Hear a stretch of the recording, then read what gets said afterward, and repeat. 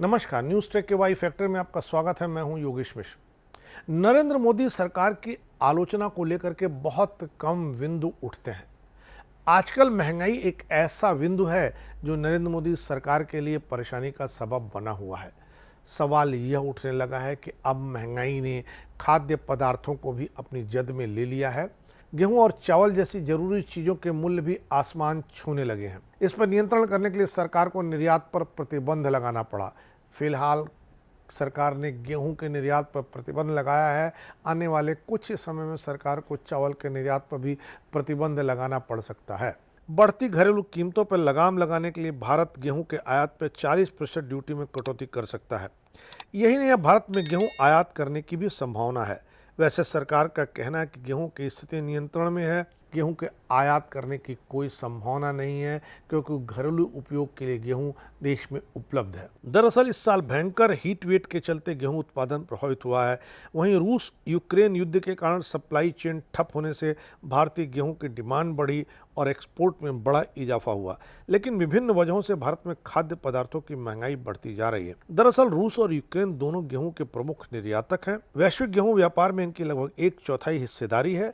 युद्ध से पहले यूक्रेन और रूस ने गेहूं और जौ के वैश्विक निर्यात का 1/3 हिस्सा भेजा था। यूक्रेन पर रूसी आक्रमण के कारण सप्लाई चेन ठप पड़ गई। रूस पर अंतर्राष्ट्रीय प्रतिबंध लग गए। इसका नतीजा यह हुआ कि गेहूं की ग्लोबल कीमतों में बेतहाशा वृद्धि हुई। यह बढ़ोतरी 40% तक पाई गई। युद्ध से पहले ही कमोडिटी की कीमतें पिछले 10 साल की तुलना में सर्वाधिक थीं। भारत दुनिया में गेहूं और चावल का दूसरा सबसे बड़ा उत्पादक है। युद्ध के कारण सप्लाई चेन बाधित होने पर भारतीय गेहूं की मांग बढ़ गई। बीते अप्रैल में भारत ने बाजार की कमी को भरने की उम्मीद की थी। कहा था कि वह 2022-23 में 1 करोड़ टन गेहूं का एक रिकॉर्ड निर्यात करना चाह रहा है। इस ऐलान से वैश्विक कीमतें कुछ स्थिर हुई। गेहूं की बड़ी कमी का भय भी कम हुआ। हीट वेव के चलते ही घरेलू कीमतें रिकॉर्ड उच्च स्तर तक बढ़ गई हैं। इसके चलते मई में भारत ने गेहूं के निर्यात पर प्रतिबंध लगाया। उपभोक्ता मामलों के मंत्रालय के आंकड़ों के अनुसार गेहूं का अखिल भारतीय औसत खुदरा मूल्य पिछले साल 22 अगस्त को 25.41 रुपये प्रति किलोग्राम की तुलना में इस साल 22% से बढ़कर 31.4 रुपये प्रति किलोग्राम हो गया है।